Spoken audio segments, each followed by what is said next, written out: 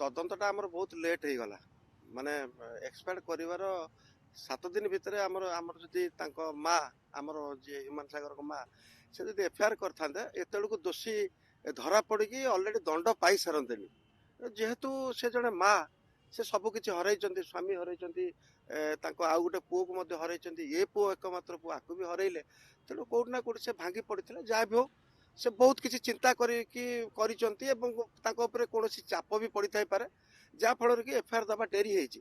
ଓଡ଼ିଶାବାସୀଙ୍କୁ ମୁଁ ହୃଦୟରୁ ଧନ୍ୟବାଦ ଦେବି ଆମର ଓଡ଼ିଶାର ସୁପରଷ୍ଟାର ଅନୁଭବ ମହାନ୍ତି ଭାଇଙ୍କୁ, ଧନ୍ୟବାଦ ଦେବି ଜିତୁ ମଙ୍ଗରାଜ ଭାଇ, ଜିତୁ ରାଉତ ଭାଇ ଏବଂ ମ୍ୟୁଜିକ ଇଣ୍ଡଷ୍ଟ୍ରିର ପ୍ରେମାନନ୍ଦ ସାର୍ଙ୍କୁ।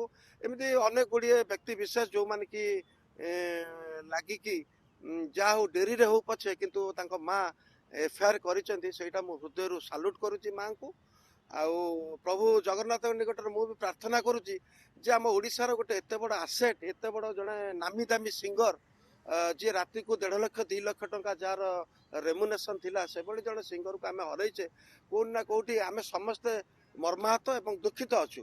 ତେଣୁ ଡେରିରେ ହେଲେ ପଛେ ବି ମୁଁ ଏତିକି କହିବି ଓଡ଼ିଶା ପୋଲିସ ପ୍ରଶାସନକୁ ଏବଂ ଓଡ଼ିଶା ସରକାରଙ୍କୁ, ଏହାର ଗୋଟେ ନିରପେକ୍ଷ ତଦନ୍ତ କରାଯାଉ, ବହୁତ ସ୍ପିଡିଲି ତଦନ୍ତ କରାଯାଉ। ଯେହେତୁ ତାଙ୍କ ମା ଏଫଆଇଆର କରିବାର 5-7 ଦିନ ହେଇଗଲାଣି, ତେଣୁ ତଦନ୍ତ ମୁଁ ଯାହା ଶୁଣିବାକୁ ପାଉଛି ତଦନ୍ତ ଚାଲିଛି, କିନ୍ତୁ ଆଉ ଟିକେ ଟେକ୍ନିକାଲି ତଦନ୍ତଟାକୁ ଟିକେ ସ୍ପିଡି କରାଯାଉ। କାରଣ ତାଙ୍କ ମା ସବୁ ପ୍ରକାରର ମାନେ କ'ଣ ଡାଟା ଦେଇ ସାରିଛନ୍ତି ଯେ କୋଉ ମାନେ ଏସବୁ କେସ୍ରେ ସମ୍ପୃକ୍ତ ଅଛନ୍ତି, କୋଉ ମାନେ ଇନଭଲ୍ଭ ଥିଲେ, କୋଉ ମାନେ ତାଙ୍କ ପୁଅକୁ ଟର୍ଚର କରୁଥିଲେ, ସେ ଯେଉଁ ଝିଅଟି ଯିଏ ସିଏ କିଏ ରାତି ଅଧରେ ଆସିକି ତା ପାଖରେ ରହୁଥିଲା, ଏସବୁ କଥା ତାଙ୍କ ମା ବିଭିନ୍ନ ପ୍ରକାରର ମିଡ଼ିଆରେ ଆପଣମାନେ ଦେଖିଥିବେ ସେ ସବୁ କହିସାରିଛନ୍ତି। ଯେହେତୁ କହିସାରିଛନ୍ତି, ଇଏ ହେଉଛି ସଫିସିଏଣ୍ଟ ମାନେ ପ୍ରୁଫ୍। ଦେଖନ୍ତୁ ଆଜ୍ଞା, ଯିଏ ଯେମିତି କର୍ମ କରିବ ସେ ସେମିତି ଫଳ ପାଇବ।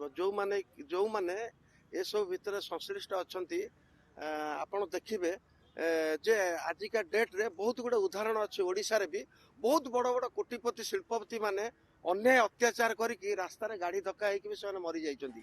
ଆଉ ସେମାନଙ୍କର ଲାଷ୍ଟ ଟାଇମ୍ ଦେଖିବେ ସେମାନେ ଖାଇବାକୁ ପାଇନାହାନ୍ତି, ଭିକ ମାଗିକି ମରିଯାଇଛନ୍ତି।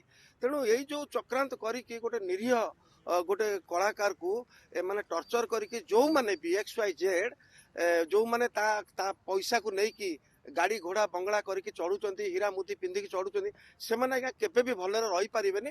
ଗୋଟିଏ ଦୁଃଖ ସବୁବେଳେ ରହିଗଲା ଆଜ୍ଞା, ଯେ ଆମେ ମାନେ ଯେତିକି ଦୁଃଖ କରୁଛେ ବା ଯେତିକି ଆମେ କିଛି ଦିନ ପାଇଁ ଦୁଃଖ କରିବା, କିଛି ଦିନ ପାଇଁ ଆମେ କାନ୍ଦିବା ବା କିଛି ଦିନ ପାଇଁ ଆମେ କାନ୍ଦୁଛେ ଦୁଃଖ କରୁଛେ, ଯେହେତୁ ସେ ଜଣେ ଏତେ ବଡ଼ ସିଙ୍ଗର ଥିଲେ କି ଆମକୁ ଏତେ ସୁନ୍ଦର ସୁନ୍ଦର ଗୀତ ସେ ଭେଟି ଦେଇଛନ୍ତି, କିନ୍ତୁ ଆମେ ଆଉ କିଛି ଦିନ ପରେ ହୁଏତ ତାଙ୍କୁ ଭୁଲି ଯିବା। କିନ୍ତୁ ତାଙ୍କ ମା ଆଜ୍ଞା ଗୋଟିଏ ଲୋକ ଯିଏକି ସାରା ଜୀବନ କାନ୍ଦିବେ ତାଙ୍କ ପୁଅ ପାଇଁ, କାରଣ ସେ ତାଙ୍କ ରକ୍ତର ପୁଅ।